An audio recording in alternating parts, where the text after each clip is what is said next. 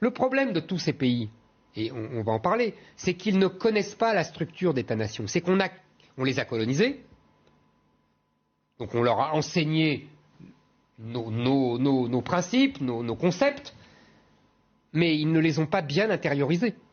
Et donc quand ils sont devenus indépendants, tout le monde leur a dit, et eux-mêmes, d'ailleurs leurs élites elles-mêmes, disaient on va faire comme les colonisateurs, on va avoir un État-nation comme les colonisateurs, seulement souvent il n'y a pas de nation et il n'y a pas d'État.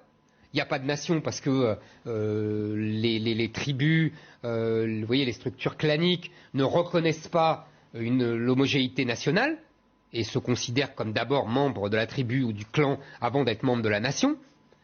Ça pose des problèmes, on va en parler j'imagine, quand on veut instaurer une démocratie classique, une voix, un vote. Bon. Et deuxièmement, il n'y a pas d'État parce que l'État, ça veut dire une armée de fonctionnaires plus ou moins intègres.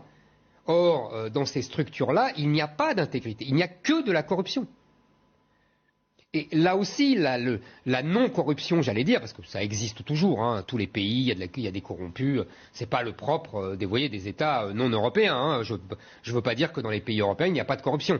Mais il y a corruption et corruption. Il y a corruption comme exception et il y a corruption comme système. Et dans les pays comme Haïti, la corruption est un système. C'est le même problème en Afrique souvent, c'est le même problème, vous voyez.